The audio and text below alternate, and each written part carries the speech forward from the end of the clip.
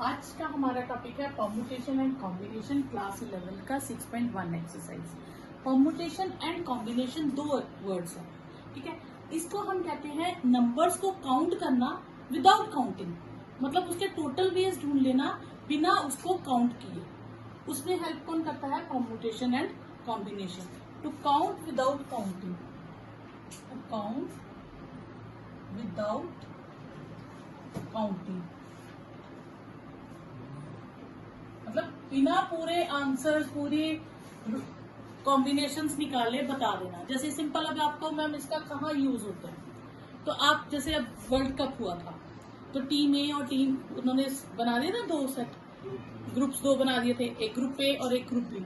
Group A में 6 team थी, suppose करो। उन 6 टीम्स के कितने मैच होंगे, किसके सबके एक टीम के सबके साथ होने चाहिए, तो टोटल कितने मैचेस होंगे, उस चीज को कौन ढूंढता है? कॉम्बिनेशन, ठीक है। फिर कौन सी टीम कहाँ किसके साथ खेलेगी, किस दिन कौन सा मैच होगा, तो ये परमुटेशन एंड कॉम्बिनेशन से आता है। क्लियर? जैसे सपोज करो हमारे पास ए बी सी डी 4 लोग हैं, ठीक है। अब इसमें क्वेश्चन है कि हर बंदा एक दूसरे से हाथ मिलाएगा, रिपीट नहीं करेगा, तो बताओ कितनी बार वो हैंडशेक करेंगे। देखो, ए किससे करेगा? बी से, ए सी से और ए डी से। बी किससे करेगा? बी भी तो ए से करेगा, लेकिन ऑलरेडी वो कर चुका है तो वो काउंट नहीं करेंगे। बी सी से करेगा, बी डी से करेगा, ठीक है। और फिर सी सबसे करेगा, तो सी बी से कर चुका है, सी का ए से भी हैंडशेक हो चुका है, तो सी का किससे बचा? डी से हैंडशेक करना। और जब डी सबसे करने जाएगा तो डी ऑलरेडी सबके साथ कर चुका है, तो टोटल कितने हो गए हमारे पास? 6। तो इसी चीज को हम ढूंढने के लिए फॉर्मूला यूज करेंगे, परमुटेशन एंड कॉम्बिनेशन। क्लियर? तो इसे हम कहते हैं, चैप्टर क्या हो गया आपका? Permutation and combination, to count without counting. Clear? अब परमुटेशन एंड कॉम्बिनेशन में क्या फर्क है? परमुटेशन एंड कॉम्बिनेशन में एक सबसे मेजर चीज का डिफरेंस है। कॉम्बिनेशन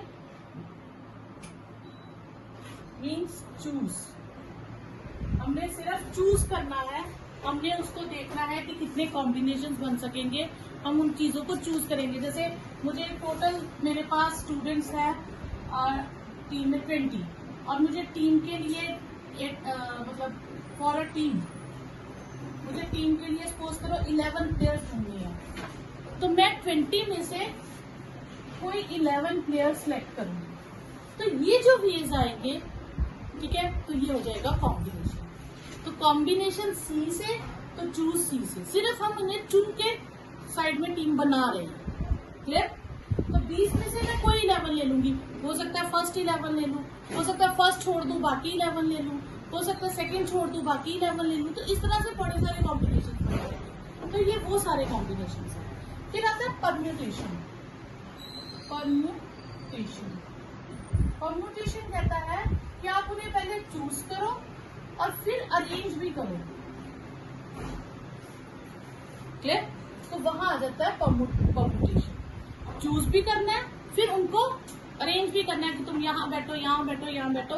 तो उन अरेंजमेंट्स को साथ में करें तो हम यूज करेंगे परम्यूटेशन। क्लियर? कोई डाउट यहाँ था? अब कॉम्बिनेशन का फॉर्मूला है आपके पास NCR का, n factorial R factorial n minus R factorial. ये कॉम्बिनेशन का है। टोटल है आपके पास n ऑब्जेक्ट्स और R है taken at a time. n में से आप कितने एट ए टाइम ले रहे हो? 10 में से 5 चीजें ले रहे हो, 10 में से 10 ले रहे हो, 10 में से 2 ले रहे हो, तो कितने कॉम्बिनेशन बनेंगे? ठीक है। और ये हो गया परमुटेशन। परमुटेशन में आता है फॉर्मूला NPR।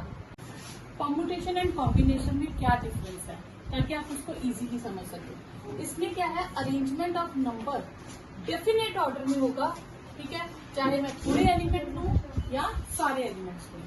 इसमें ऑर्डर का कोई मतलब ही नहीं है। अब जैसे सपोज करो मेरे पास सिंपल लूं, 4 ऑब्जेक्ट, 3 चीजें थी, A, B और C, 3 स्टूडेंट्स हैं, उनमें से मैं 2 को चूज करना चाहती हूँ। तो परमुटेशन में क्या होगा? तो परमुटेशन हो जाएगा 3P2। 3 में से कोई 2। अब अगर मैं इसको इस तरह से समझो, हो सकता है मैं ए बी सिलेक्ट करूं, ए और बी को, 2 स्टूडेंट्स को सिलेक्ट करूं। अगर मैं ए एंड बी को सिलेक्ट करती हूँ तो 2 चांसेस हैं, मैं ए को पहले और बी को पिछली सीट पे बिठाऊं, या बी को फर्स्ट सीट पे और ए को सेकंड सीट पे। अगर मैं बी और सी चूज करती हूँ तो बी सी सी बी हो जाएगा, और अगर मैं ए एंड सी चूज करती हूँ तो ए सी सी ए हो जाएगा। तो इसमें ऑर्डर मैटर करता है, जिसके कारण टर्म्स के नंबर ऑफ टर्म्स या नंबर ऑफ चॉइसेस बढ़ जाती हैं। वहीं अगर मैं कॉम्बिनेशन में कहूँ तो उसमें सिर्फ चूज करना है। तो इसमें क्या होगा, 3 लोगों में से चूज करना हो जाएगा, या तो ए बी चूज कर लो, या बी सी कर लो, या सी ए कर लो, बस ये 3 कॉम्बिनेशन। इसमें अरेंजमेंट डजंट मैटर, इसमें अरेंजमेंट मैटर करती है। ठीक है। दूसरा, ऑर्डर इज वेरी इंपॉर्टेंट। इसमें ऑर्डर बहुत इंपॉर्टेंट है, पहले कौन होगा, बाद में कौन होगा, तो ये बहुत मैटर करता है, और इसमें ऑर्डर मैटर नहीं करता। फिर इसमें आ जाता है अरेंजमेंट ऑफ ऑब्जेक्ट्स। इसमें सिलेक्शन सिर्फ चुन लिए, चूज किए, बस। इसमें A B and B A are different, 2 terms है। इसमें ए बी और बी ए डिफरेंट नहीं है, दोनों सेम टर्म है। इसमें आ जाता है मल्टीपल कॉम्बिनेशन हम निकाल सकते हैं सिंपल कॉम्बिनेशन से। सिंगल कॉम्बिनेशन ये आप आगे स्टडी करोगे। Only 1 combination can be drive from single combination. इसमें बहुत सारी कॉम्बिनेशन, जैसे यही आ गया, मैंने 2 स्टूडेंट सिलेक्ट करने थे और 2 स्टूडेंट के भी अलग अलग चॉइसेस हो गई। ठीक है। तो एक कॉम्बिनेशन से हम मल्टीपल कॉम्बिनेशन चूज सकते हैं। ठीक है। और कॉम्बिनेशन से जो कॉम्बिनेशन चूज कर लिया आपने, कॉम्बिनेशन निकलेंगे। ठीक है। फर्स्ट क्वेश्चन है, how many 3 digits number can be form from the digits 1 2 3 4 5। ठीक है। इसमें 2 चीजें, एक रेपिटेशन अलाउड है और एक रेपिटेशन अलाउड नहीं है। जो मैंने परमुटेशन का फॉर्मूले बताए थे वो वही लगेंगे, अप्लाई होंगे जहां रेपिटेशन अलाउड नहीं होगी। अगर कहीं पे रेपिटेशन अलाउड है तो फिर वहां परमुटेशन कॉम्बिनेशन के जो फॉर्मूलाज है वो हम नहीं लगाएंगे। ठीक है। तो हमें गिवन डिजिट्स क्या है, गिवन डिजिट्स है हमें 1 2 3 4 and 5। Taken at a time मैंने कितने लेने हैं, मैंने 3 डिजिट्स लेने हैं, क्योंकि 3 डिजिट नंबर बनाना। अब 3 डिजिट्स लेने हैं तो मैं इनको ऐसे ले लेती हूँ, 3 बॉक्सेस बना लेती हूँ समझने के लिए। ठीक है। एक हो जाएगी आपकी यूनिट प्लेस, एक हो जाएगी टेंस प्लेस, और एक हो जाएगी 100 प्लेस। ये 3 प्लेसेस हो जाएंगी, यूनिट, टेंस और 100। इसमें उसने कहा रेपिटेशन इज अलाउड। ये मतलब आप किसी नंबर को कितनी बार लिख सकते हो, तो बताओ इनसे कितने 3 डिजिट नंबर बनेंगे। ठीक है। अब हम क्या कर रहे हैं, कितने बनेंगे काउंट कर रहे हैं, लेकिन एक्चुअल काउंटिंग के बिना। तो यही था ना, टू काउंट विदाउट काउंटिंग। अब पहले के लिए मेरे पास कितनी ऑप्शन है, यानी कि यहाँ फिल करने के लिए 100 प्लेस पे फिल करने के लिए मेरे पास कितनी ऑप्शन है, सारी है। मैं इनमें से कोई भी एक नंबर चूज करके यहाँ लिख सकती हूँ। ठीक है। तो इसके लिए मेरे पास कितनी ऑप्शन होगी, 5। ठीक है। 5 ऑप्शंस है। ऑप्शंस का मतलब है कि मेरे पास 5, मतलब मैं इनमें से किसी को भी एक चूज करके लिख सकती हूँ। रेपिटेशन अलाउड है, मतलब जिसको मैं लिख चुकी हूँ अब मैं फिर से लिख सकती हूँ। तो फिर से इसके लिए मेरे पास कितनी ऑप्शंस होगी, 5। तो इसके लिए भी 5 ऑप्शंस हो गए। क्लियर। अब फिर से मैं इनमें से कुछ भी चूज करके लिख सकती हूँ, तो फिर से मेरे पास कितनी ऑप्शंस है, 5। ठीक है। तो टोटल वेज आप इसको थोड़ा सा, वैसे तो एमसीक्यू में आता है। ठीक है। एमसीक्यू में आए तो आप सीधा ही मल्टीप्लाई करते हो, लेकिन अगर 2 मार्क्स में आए तो आप लिख सकते हो number of ways for 100 place is 5, number of ways for 10th place 5, number of ways plus unit place 5, total ways, मतलब टोटल ऐसे मैं कितनी तरह से आगे पीछे करके लिख सकती हूँ, तो वो 125 ऐसे नंबर बनेंगे जो इन्हीं 5 में से 3 डिजिट्स को यूज करके हम बना लेंगे। क्लियर। यही होता है ना, इसकी 5 ऑप्शंस एंड इसकी 5, तो एंड मीन्स मल्टीप्लाई, और हो तो एड। जहां आपके पास एंड आएगा यहाँ पे, वहां आप मल्टीप्लाई करोगे, और ऑप्शनल आ जाएगा वहां आप ऐड करोगे। क्लियर। कोई डाउट यहाँ तक। अब मुझे इसकी भी 5 ऑप्शंस है, एंड इसकी भी 5 है एंड इसकी भी 5 है, तो वो हो गया 120। अब सेकंड है रेपिटेशन इज नॉट अलाउड। अब अलाउड नहीं है तो मैं आपको दोनों तरीके से करके बताती हूँ, इस मेथड से कैसे करेंगे और उससे कैसे करेंगे। अब मैं दोनों तरीके से करके बताती हूँ, ठीक है। पहले मैं बताती हूँ फॉर्मूला से कैसे करेंगे, ठीक है। तो टोटल मेरे पास डिजिट्स कितने हैं, number of digits 5 taken at a time 3, number of ways 5p3। अब यहाँ परमुटेशन लगाएंगे या कॉम्बिनेशन लगाएंगे, ये तो क्वेश्चन में दिया नहीं। अब हमने परमुटेशन ही क्यों लगाया, कॉम्बिनेशन क्यों नहीं लगाया, क्योंकि मुझे 3 डिजिट नंबर बनाने हैं। तो पहले तो मैं चूज करूंगी, सपोज करो मैंने 1 2 3 को चूज कर लिया, फिर मैं इनके 3 डिजिट नंबर बनाऊंगी तो क्या बन सकते हैं 123 132, ऑर्डर चेंज होता जाएगा ना। तो मतलब मुझे अरेंज भी करना है, तो चूज भी करना है और अरेंज भी करना है। तो चूज प्लस अरेंज क्या था, परमुटेशन, इसलिए हमने परमुटेशन लगाया। क्लियर, ठीक है। तो जब आपको नंबर्स बनाने हैं, वर्ड्स बनाने हैं, तो आप परमुटेशन लगाओगे, ठीक है। तो अब इसका फॉर्मूला क्या था, 5 factorial upon 5 minus 3 factorial, 5 factorial upon 2 factorial, 5 4 3 2 factorial, 2 factorial cut गया तो 60 आ गया। अब अगर आपको ये मेथड, ये तो हो गया, हमने 90% क्वेश्चन इसी मेथड से करने हैं। जहां पे भी परमुटेशन सॉरी रेपिटेशन अलाउड नहीं है तो वो तो सारे इसी मेथड से होते हैं। हाँ, इस मेथड से भी हो सकते हैं। अब मैं इस मेथड से बताती हूँ। इस मेथड से करना आता तो हम क्या करते हैं, हम 3 बॉक्सेस बना लेते हैं, एक 100 प्लेस, एक यूनिट 10 प्लेस और एक यूनिट प्लेस, ये 3 हो जाते हैं। अब रेपिटेशन अलाउड नहीं है तो पहले के लिए मेरे पास कितनी ऑप्शंस हैं, 5। मैंने एक डिजिट लिखना है यहाँ पे, तो मैं क्या लिख सकती हूँ, 1 भी लिख सकती हूँ, 2 भी लिख सकती हूँ, 3 भी लिख सकती हूँ, 4 भी लिख सकती हूँ, 5 भी लिख सकती हूँ।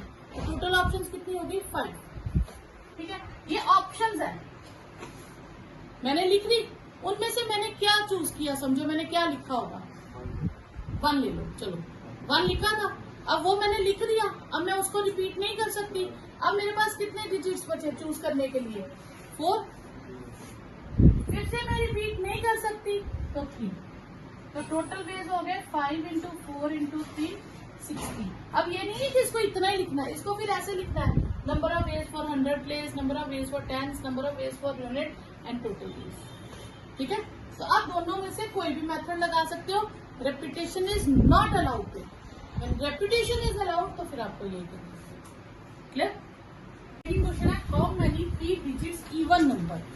तो नंबर कौन से होने चाहिए, इवन, और कितने डिजिट्स वाले हैं, 3 डिजिट्स, और गिवन डिजिट्स है हमें 1 से लेके 6 तक, और डिजिट्स कैन बी रिपीटेड। अब रिपीट कर सकते हैं तो इस पे परमुटेशन का फॉर्मूला अप्लाई नहीं होगा, ठीक है। तो गिवन डिजिट्स हमारे पास क्या है, दैट इज 1 2 3 4 5 एंड 6। तो हमें कितने डिजिट्स वाला बनाना है, 3 डिजिट्स वाला। तो इस बार बॉक्स मेथड नहीं लगेगा, यूनिट डिजिट, 10 डिजिट और 100 डिजिट वाला। क्लियर। अब इसमें उसने स्पेशल कर दिया कि इवन ही होना चाहिए, तो पहले हम इसकी जगह फिक्स करेंगे। क्लियर कि यहाँ पे कितनी ऑप्शंस हैं। तो इवन डिजिट्स कितने हैं, 2 4 और 6। तो number of ways for unit place, unit place के लिए मेरे पास कितनी ऑप्शंस हैं, 3 ऑप्शंस हैं, तो 3, ठीक है। Number of ways for 10 place, तो उसके लिए रेपिटेशन इज अलाउड, तो 6 की 6 ऑप्शंस हैं।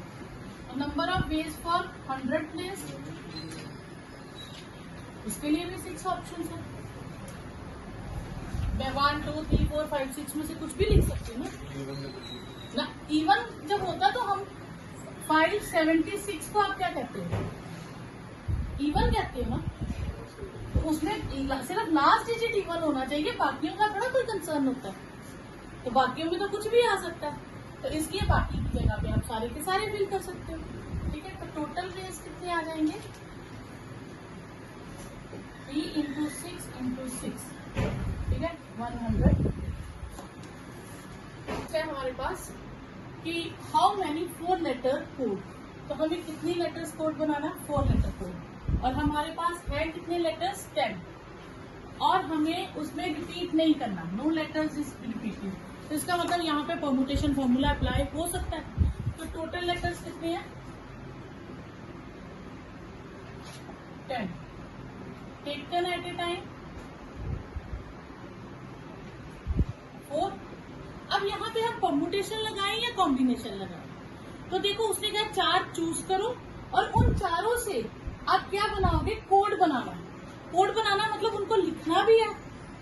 अब इसका मतलब चूज प्लस अरेंजमेंट, तो वो क्या हो गया, परमुटेशन। ठीक है, तो यहाँ आप साइड पे लिख लो कि पहले हमें चूज भी करना है और फिर अरेंज भी करना है, वो होती है परमुटेशन। क्लियर? तो फिर नंबर ऑफ वेज